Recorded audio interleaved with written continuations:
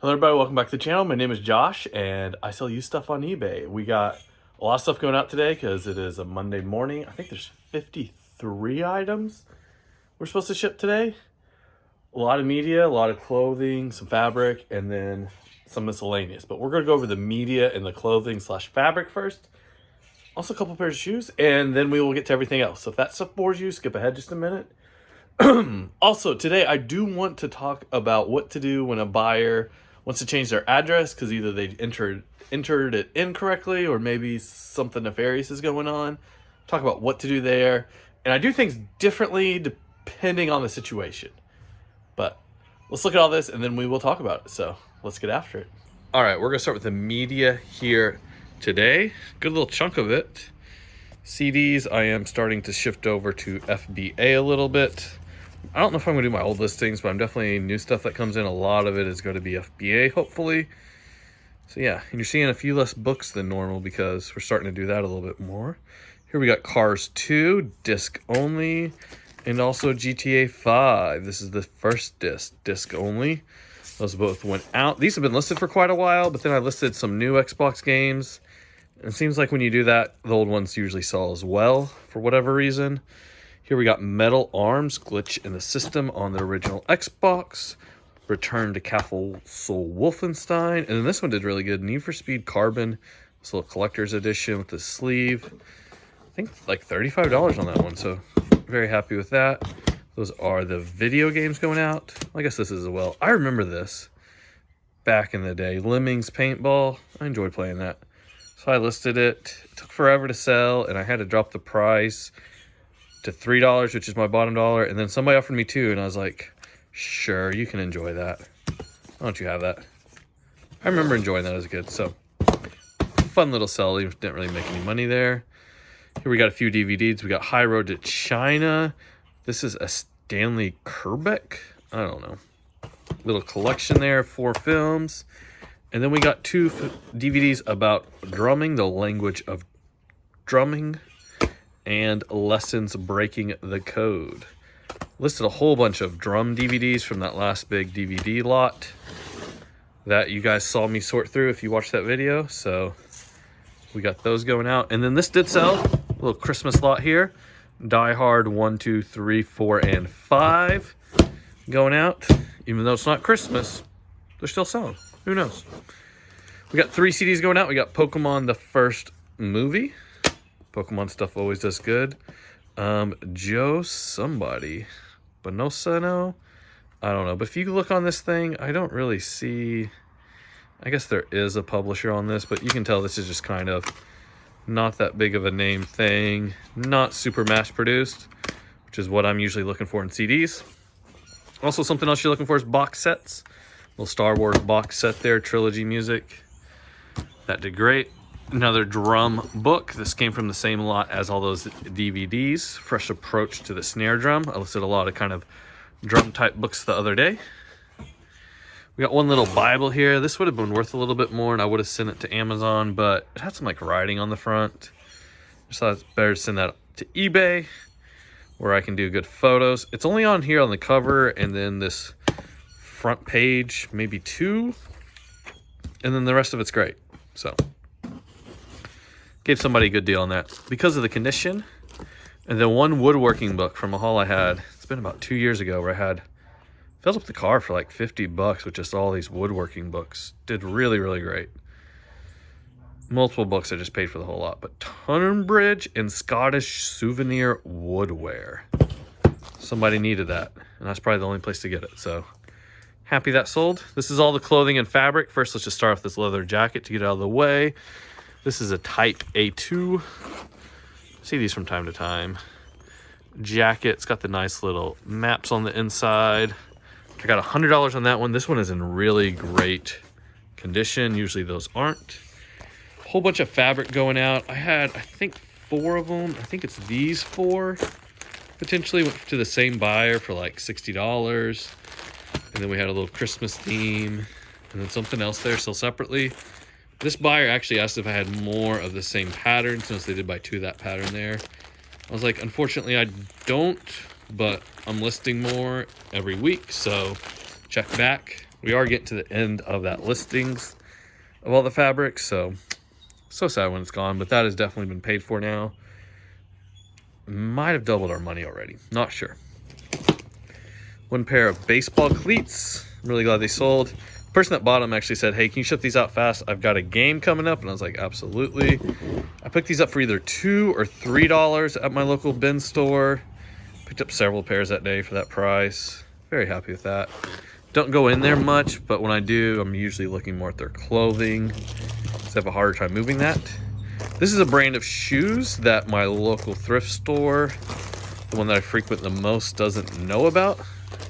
So a lot of brands they price up, but these Echoes, they always just kind of price at more of a generic lower price. And I scoop them up every time I'm in there. Honestly, it's the biggest thing I'm looking for in the shoe section is Echoes and boots. So usually with their pricing, that's what I can buy. Some other stuff you can't, but Echoes I can usually buy, and boots I can usually buy at their prices. That's a big thing to know, is just at your thrift store, how do they price things? Are there certain things they underprice? What can you actually buy? Another thrift store, they might be overpricing these and you can't get them, but my thrift store, they are underpricing them and I can get them. And look at that, we just sold another Drummer DVD.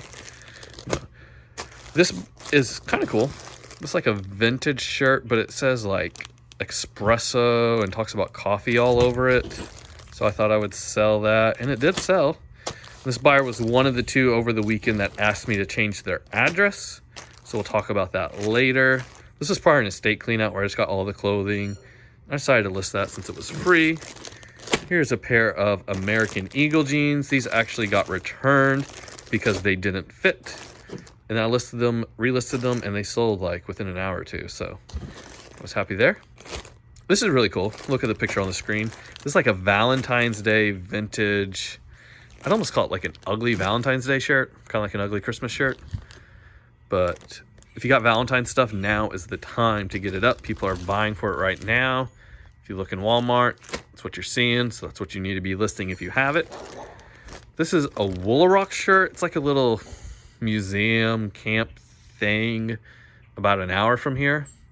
Sold it for $10 plus shipping. Takes a long time. These kind of smaller, almost destination type places, but it sold good. Actually, that's not the Woolarock one. Yeah, it is. Never mind. That is the Woolarock one. Getting mixed up with this one. We got two blue bags. This is just a generic pearl snap. I think it's Plainsman, if I remember correctly. Can't remember for sure. I do list most pearl snaps if they are in good condition. Brand usually isn't a huge deal. Usually I can still get at least $10 to $12 plus shipping. So I pick them up for $1 or less. Usually I'm in a good spot with pearl snaps.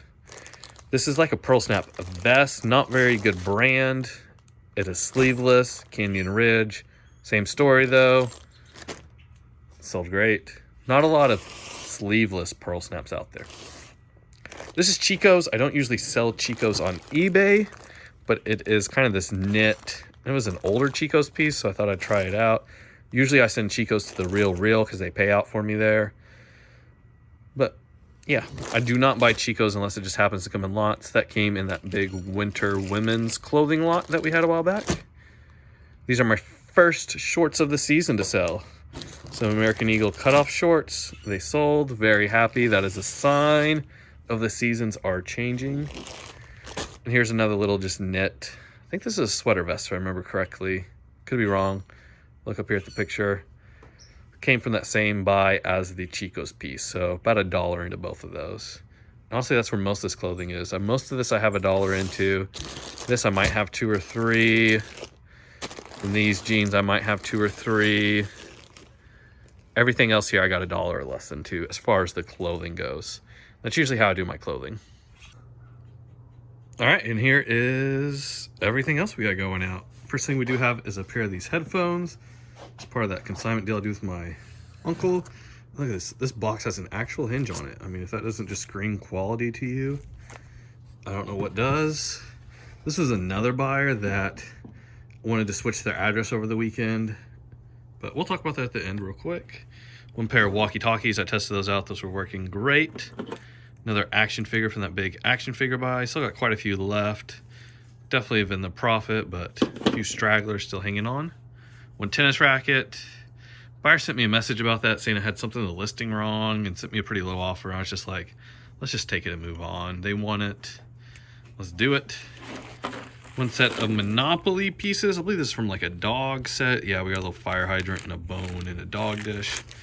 If I pick up any of these in a lot somewhere, I will pull the pieces out and usually sell them that way. But I'm usually not going out trying to buy Monopoly pieces. Usually they come when I bought everything and they happen to be here. Here's some riser feet for a little Wii Fit.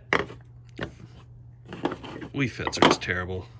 Wish there was a good way to sell them. If you know a good way to sell Wii Fits, let me know. But yeah, here's a part to some sort of pasta maker that did sell. And here's a Ford part. This is a bolt right here. I think this sold for like $60, $70. I had 2 or 3 of these at one point. I think I got one more left. Here's some old lenses. I listed these just over a year ago. Still got quite a few of this type of thing left.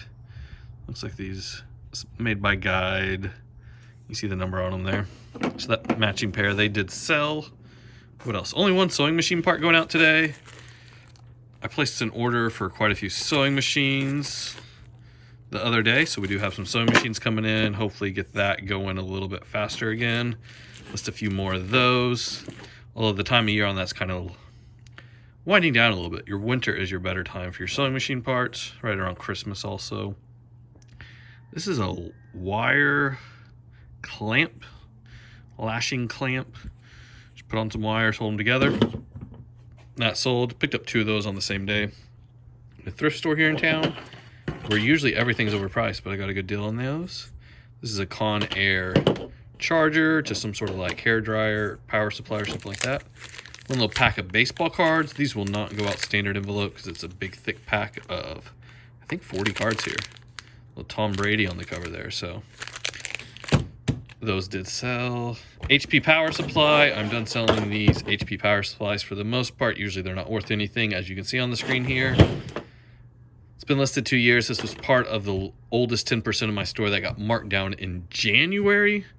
I'm just trying to clear it out, make some space, get $1 or 2 and move on. This is also part of those headphone buys. These are just some accessories. So yeah, little earmuffs. Sold those. OG Xbox. These sell so much better for me than Xbox 360s, and the likelihood of them working is way higher than Xbox 360s. Seems like the Xbox 360s almost never work. I've actually got 5 of them in my office in a stack, where I've already photographed them and everything. I just want to weigh them, put them in a box, actually see what they weigh. I usually don't pre-box things, but when I got something that big, like a stack of 5 Xbox 360s, I will pre-box it. Usually more, I'm doing that in lots and bundles. This I didn't worry about it because I've shipped these before. I know how to ship them. Don't have to worry about it as much. This is a little Anchor Hawking glass without the lid. Sold that. And then we sold some china. Haven't sold much of this, unfortunately, lately. Although this pattern, I don't have that much of it left. Black Towers china. This person did buy 2 different things. They bought a set of these 4 cups, mugs. I can't remember what I call them exactly. They got 2 handles on them. And this little oval saucer here. I do like selling the china because usually that's what's going to happen. Somebody's going to buy multiple pieces, or they're going to come back and buy some more. I have one set I need to list right now. It's just hard to get around to doing it. I don't know why.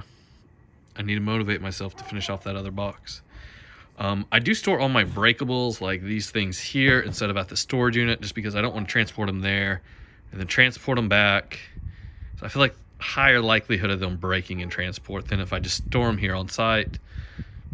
So that's what I do. So for that reason, I don't do a ton of this breakable stuff because I'm very limited on the space for it, but I do have a little bit of space right now, so need to get on that. All right, so let's talk real quick about buyers wanting to change their address. Should you do it? Should you not? Now, eBay, to get their seller protection, you're supposed to ship to the address that is on file whenever the buyer checks out. So by shipping to a different address, you're technically giving up some of your seller protections there. And for that reason, sometimes I switch the address out of courtesy, and sometimes I cancel the order and make them rebuy. For instance, with that like $10 vintage espresso shirt, I don't think anybody's trying to scam me out of that. I think that's an honest mistake. People aren't going around trying to scam for that. So I was like, sure, I'll ship it to the other address. And then I just have to remember that, which is going to be honestly the bigger deal I'm getting into now, is just remembering to change the address. But on something like a $200 set of headphones, that's a category, headphones, electronics, and it's an item price where you're more likely to see scams or see people trying to pull a fast one on you. So on that one, I did cancel the order and said there was an issue with the buyer's shipping address, and then just asked them to cancel out again. Or asked them to check out again, excuse me. And they're really cool about it. They did it. They were apologetic, which doesn't always happen. And yeah, very happy with that sell. Don't think they were trying to scam me. Think it was an honest mistake. But with higher dollar things and also categories like electronics that you're more likely to see some things go sideways or things go wrong, I'm going to go ahead and cancel and not give up my seller protections that way. There could be a case for saying, hey, you can contact eBay and show them the messages and say that you sent it to where the buyer requested, and they should still back you. And I agree with that. They probably should, but they might not. And that sounds like a hassle. Less of a hassle than just making them relist it or making them rebuy it. It's not a big deal. So, low value things, low risk things, I just do what they want. High value things, high risk things, I cancel it and let them rebuy. That's how I handle things. Let me know what you do down in the comments below, and I'll see you guys next time. Goodbye.